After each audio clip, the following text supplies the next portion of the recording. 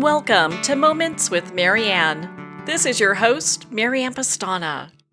And we're here today with special guest, Sherry Sidoti, who's here to share with us her new book, A Smoke and a Song, a Memoir. So are you looking to make meaning from your memories? Well, this is a discussion you'll want to listen to. Sherry Sidoti is an author, founder, and lead director of Fly Yoga School, a teacher training program, and Fly Outreach, a not-for-profit that offers yoga and meditation for those in recovery from addiction and trauma on Martha's Vineyard. So let's welcome to the show, Sherry Sidoti. Thank you so much, Marianne. Such a pleasure to be here. I'm honored to be here. Thank you. Well, what an honor it is to have you here and to talk about this book. What inspired you to write this?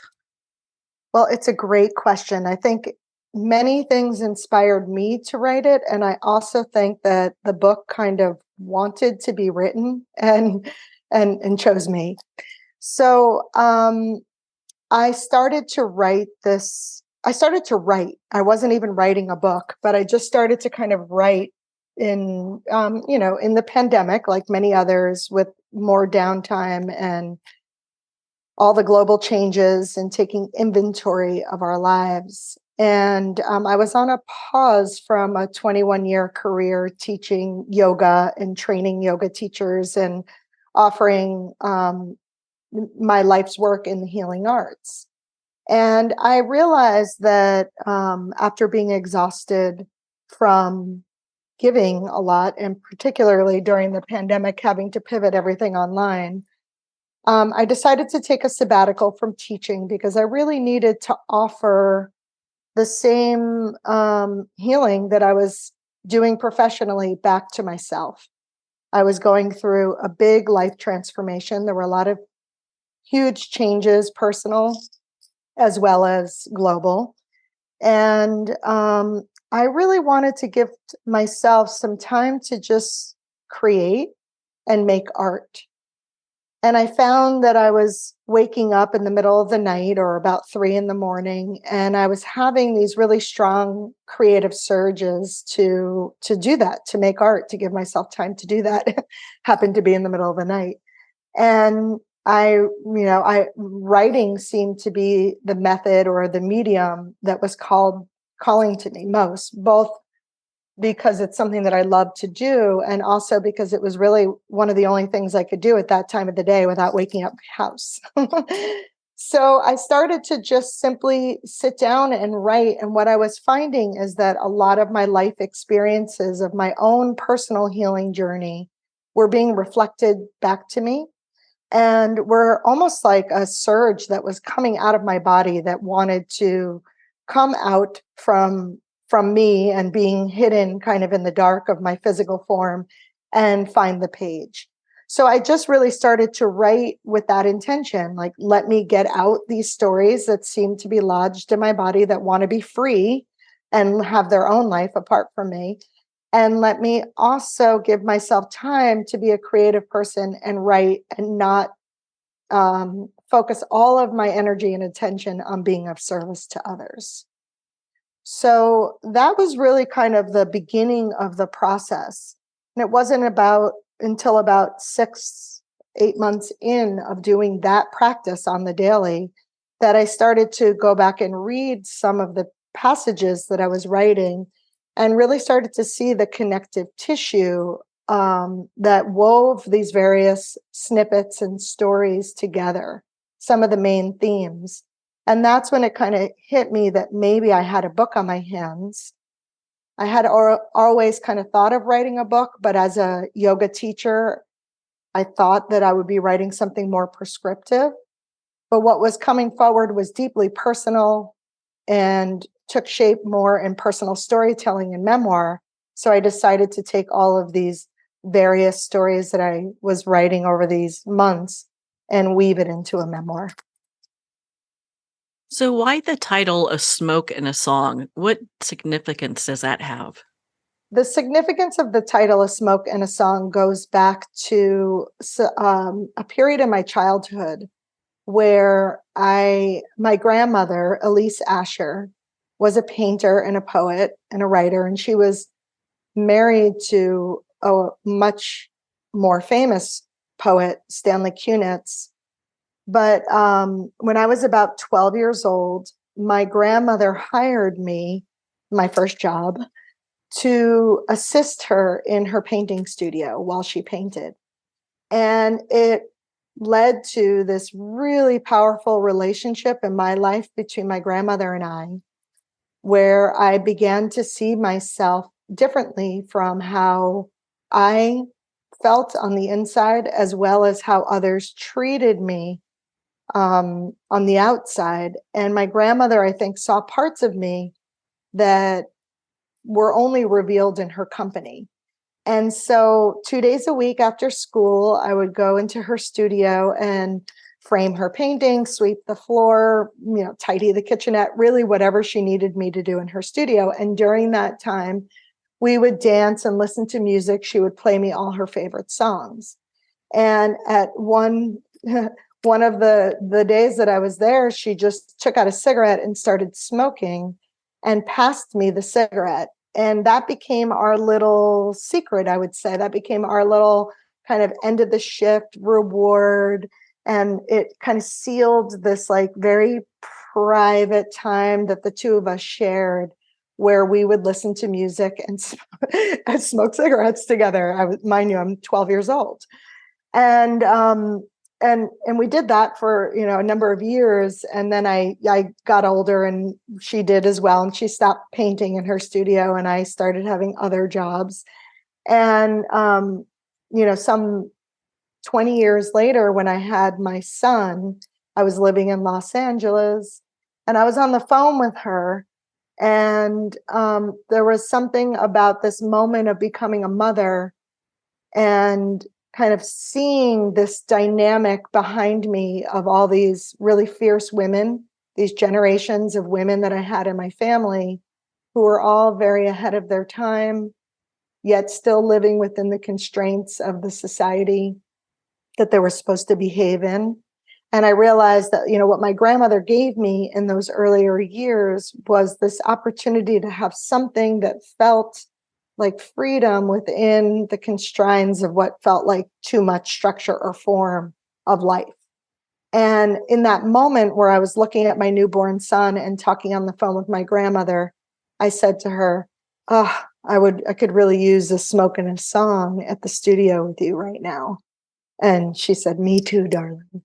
And so that's where the title comes from. It kind of is these two pivotal moments in my life within this long-term relationship that I had with my grandmother, who was a huge influence on me.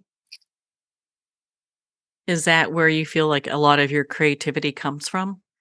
I do. I feel like I got my creative spirit from both my grandmother Elise and my grandfather Stanley, who I mentioned was a poet. And but I never let that part of myself be realized as an artist. I did exercise my creativity. I think in the way that I teach yoga and the way that I weave together the spiritual teachings and mystical teachings with everyday living. I think I've been able to have kind of creative outlet, but not in just making art. And they did see that part of me. I was unable to see that part of myself until I was 50. Really, I just didn't see myself as an artist. And when I did take that time to sit and write the book and give myself permission to just write, I thought, wow, I can really say this now. I'm a writer, I'm an artist, and this part of me has been with me all along. I just didn't let myself realize it. I was pretty impressed that you talk about how even as a child, you had this question regarding letting go. I'd love for you to expand on that for our listeners. Yes, absolutely. This term, let it go, is something that I've heard my whole life. It's something that was kind of a mantra in our home. I grew up with a single mother, and there were three daughters, and it was a very fiery home. A lot of love, a lot of fighting, a lot of noise. And I was the youngest of the three, and I kind of took on this role as like the peacekeeper, the one to try to keep everybody happy so that outbursts wouldn't happen or fights wouldn't happen, much to my failure.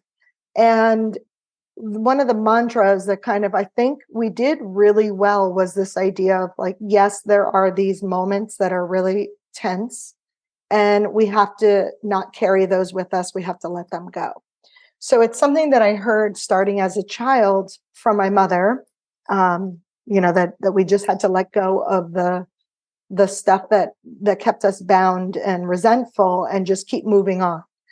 And then it certainly became a huge teaching once I found the yoga and spiritual teachings, right? The mystical teachings of letting things go, finding forgiveness or allowing ourselves to not get caught in some of the congestion of life.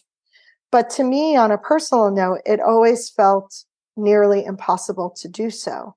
It wasn't necessarily that I walked around feeling resentful to others. It was more how I turned that whatever challenging experiences that I had, I would turn that back onto myself. And because I couldn't completely free myself of it, it started to, I would say, form a whole lot of shame, and then self resentment, and maybe not necessarily treating myself as well as I treated others.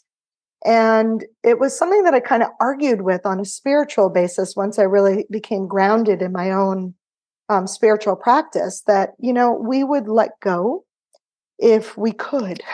If we knew how, I'm sure most of us would choose to let things go versus clinging and, holding on to things. However, it's a practice that is often, it's amplified, but there's not a whole lot of teachings that show us how. And what I realized is that this idea of letting things go led to a lot of spiritual bypass. And to me, that wasn't something that I was able to or willing to do.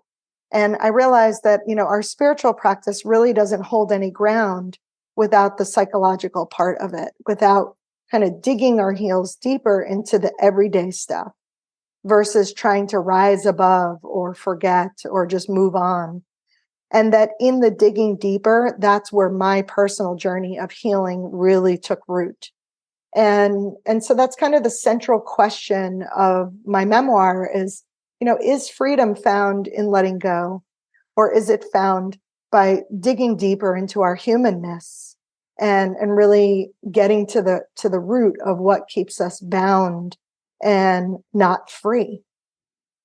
Well, on that note, we're going to pause here for a quick break. We've been speaking with Sherry Sidoti in regards to her new book, A Smoke and a Song. We'll be right back after these messages from our sponsors. Every day, pets are surrendered and abandoned. For these helpless and hurting animals, Paws Humane Society acts as a voice for the voiceless, providing hope for a brighter future. You can make a difference in the life of a shelter pet. Become a humane hero today. Just $10 a month will provide much-needed food, shelter, medical care, and love. It takes a community. It takes heroes like you. Together we can. Together we will. Together we are Paws Humane. Visit pawshumane.org to be a hero in every animal story. Lindsay Roy's new book, The Gift of Perspective, is a must-read. Lindsay's unique life stories of surviving and thriving after 2 major life challenges is a wonderful companion to start your new year. It's a great guidebook for anyone facing a challenge, big or small, in business or in life. Lindsay's own stories and the anecdotes of those she met along the way help illuminate real ideas in real circumstances, drawing out reflections and actionable takeaways for all. Full of faith, grit, and humor, this book has the power to change how you see things. The Gift of Perspective is available at Amazon, or visit Lindsay's website at lindsayroy.com. I'd like to thank Jason Eastwood at Guitarfulness for sharing his inspiring music and talent with us. His music is known worldwide for cultivating atmospheres of harmony, inner peace, and clarity. Visit Jason's website at guitarfulness.com. Join his newsletter, be part of his community, and download his music.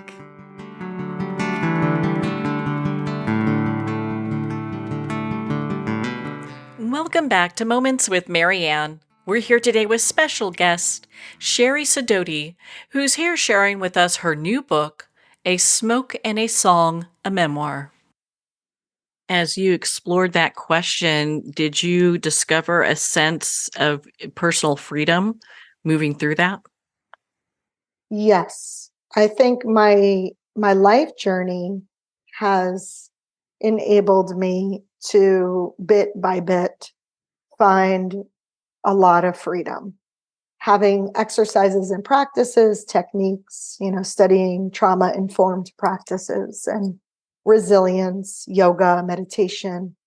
These practices have certainly guided my healing journey, but it happened little bit by little bit. It didn't come down like a bolt of lightning where all of a sudden I understood this concept and it just became a way of life. Like all spiritual practices, it's had to be actually exercised on a daily basis. So certainly.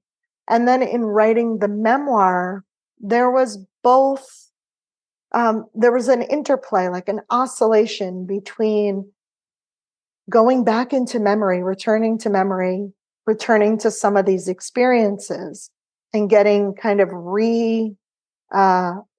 hooked by them.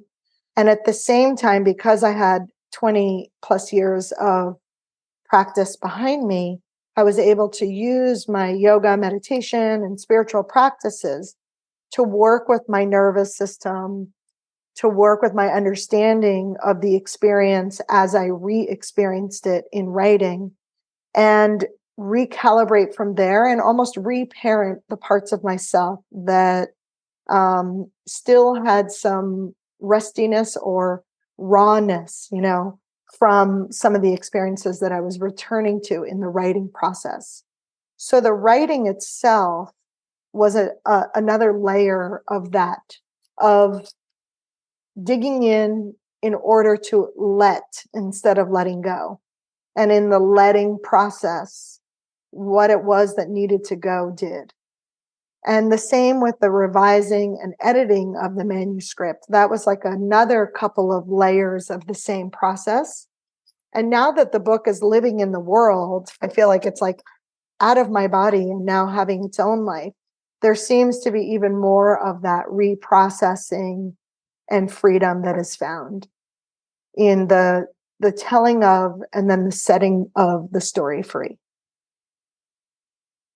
That's just so empowering hearing how that works. But I think it's just something that gives people a lot of hope, because as we go through this letting go process, a lot of people have a hard time doing that, as you were talking about. But being able to really address it in layers, that seems like that would be so much more helpful. I think so. I mean, for me personally, and even in life, like even for those who are not interested in writing their story or making art from their story or doing memoir of any sort, I do think that it's an ongoing, lifelong journey. It's not to say that some of our experiences don't have to be revisited and relived and reprocessed multiple times in our life. But there is a new place that we start at and leave each time we return to them. And so I think that there is a lot of value in returning and really examining our childhood, our attachment strategies, where we get bound in some of the human conditions and afflictions. We don't want to spend our whole life there because, that's no fun. But it is important, I think, and I think we just naturally do it, or life does it for us, where we have certain scenarios repeat themselves until we decide, okay, this pattern needs to be repatterned. And repatterning takes attention and it takes practice. and devotion in order to repattern, to create a habit, for example, or to repattern an old one.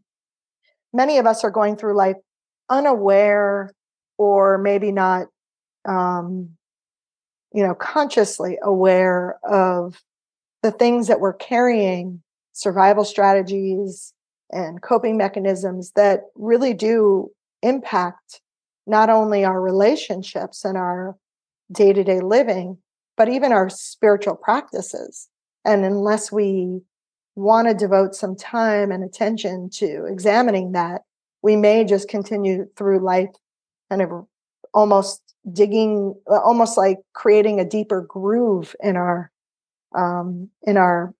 patterns versus creating new grooves. I think that's where a lot of people get stuck, right? It's just they're so used to this old groove. How do they find the ability to move beyond that? Yeah. It's fortunately for us, and especially in this day and age, there are thousands and thousands of tools available to us if we want them. But we really have to commit to them, which is not an easy thing to do because there are many interferences, right? There are many, many interferences. And, I'm a firm believer that, we work on ourselves or on our own practices as an offering to the planet. But it doesn't end there. We then have to go out and share that with the world and serve the planet as that person to continue to heal ourselves. So it's like this circular thing that happens that, I commit to my own healing. And in that, I'm offering a healing to the planet when I step out into the world. But then I really need to actively share that and be of service to others. And in doing so, I continue to be healed. Your book talks about leaning into our wounds to find the wisdom. And I think a lot of times people would have a hard time doing that. How did you do that? Yes. Well, I think when I think of, or when I speak of wounds, there are so many different wounds. There are the wounds that we've experienced, the scars from our own personal life experiences. We also have environmental or societal wounds of just depending on who we are and the place that we have in life. There are many cultural wounds that we are acquiring as well. And then even more so, there's what we've inherited from the generations behind us. So there's this transgenerational capacity to, or not even capacity, but this transgenerational passing of trauma and wounding. And, but within all of those wounds, there is the wisdom, there's the learning, there's the seeing the experience from a bird's eye view or from a more holistic perspective as to what might be the gold in there, what we learned by going through that experience.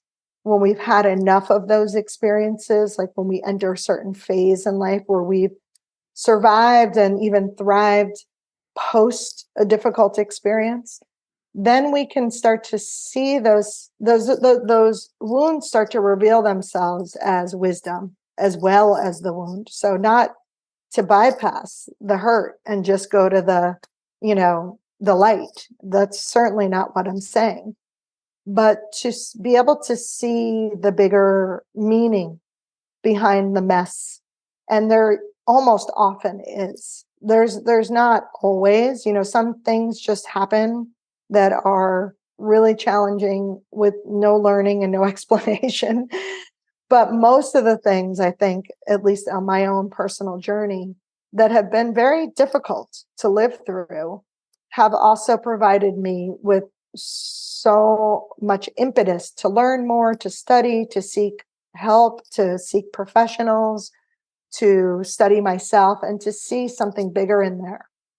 And I genuinely believe that when we do that kind of active exploration of our life, And we start to find these little nuggets of wisdom that come forward in our wounding, that we're not only healing our own wounds, but we're doing some kind of repair from the rupture that took place to our mothers, our parents, our grandparents, our great grandparents, as well as, like we said before, changing patterns so that we're not then passing these on to our children and grandchildren and great grandchildren. So I feel like there's a bigger purpose or a bigger motivation behind healing that's not just, I want to feel better, but there is this, 7-generational healing that could potentially take place when we access, or when we can activate the wisdom in our pain. And we all are living with these pain points, right? They're there to teach us something about ourselves, about the family that we come from, about the habits that we've inherited, the belief systems that we've inherited that maybe we don't need to continue to pass to the future generations. What do you want readers and our listeners to take away from your book, A Smoke and a Song?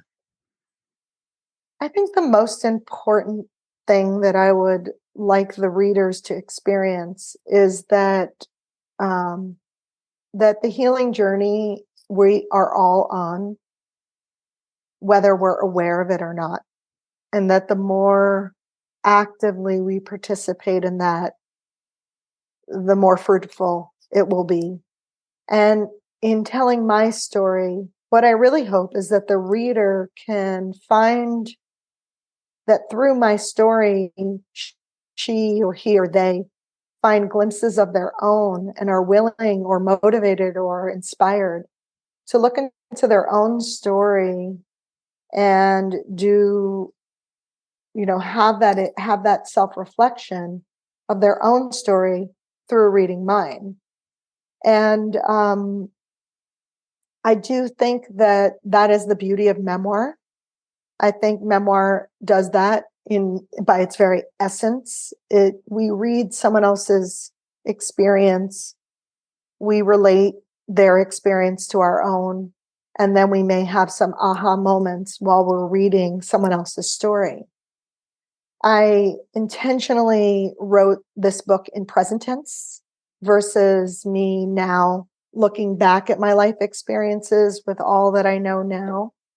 So I made the choice to go back and rewrite the entire book into present tense, which meant that I was only writing each chapter from what I knew at that time in my life and not what I know now.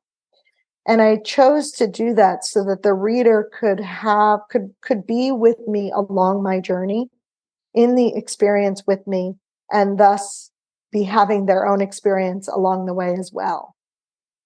I didn't really want to be teaching anything in my writing. I really wanted to just offer some kind of sacred space for the reader to have their own experiences, whether it was emotional experiences or anything else that they felt while they were reading it. So it was a very conscious choice that I made to give the reader an embodied experience versus telling my story with all that I know as a 50-something-year-old woman, reflecting on life and then offering, nuggets of learning or lessons. I just really didn't want to do that. So my hope is that the reader has their own experience. They're in touch with their emotional body. They're in touch with their physical body. They're in touch with their energy body while they're having a reader's experience. And thus they're then having their own experience while they read it. Well, Sherry, where can our listeners connect with you and be part of your community and learn more about your book, A Smoke and a Song? Thank you. My website is sherrysidoti.com. I'm also on Instagram and Facebook, Sherry Sidoti, for both of them. And the book can be found wherever you buy your books, whether especially online, all the online retailers, and then at a lot of local bookshops as well. Amazon, of course, Bookshop, etc. Well, Sherry, thank you so much for taking the time to be on the show with us here today. Thank you so much, Marianne. And thank you for this podcast. I've been listening to so many episodes, and there's just such a wealth of wisdom that you and your guests offer to the listener. And it's been a joy to listen. So thank you. Well, thank you, Sherry. It has been such an honor to spend this time with you and to talk about your new book, A Smoke and a Song, a Memoir. A Smoke and a Song is available at Amazon, Barnes & Noble, and all indie retailers. And remember, support our indie bookstores. If you don't see it on the shelf, just ask for them to order it. Well, we're at the end of our time today. I'd like to thank everyone for tuning in. You've been listening to Moments with Marianne, where we make every moment count.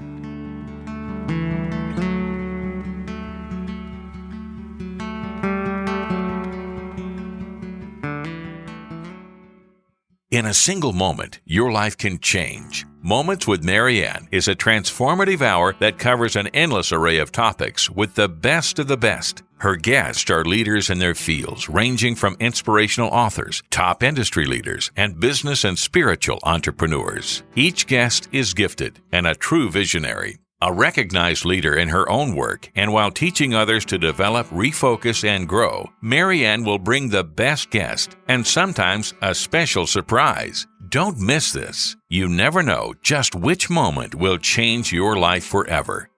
Make sure to tune in and visit momentswithmarianne.com for more information.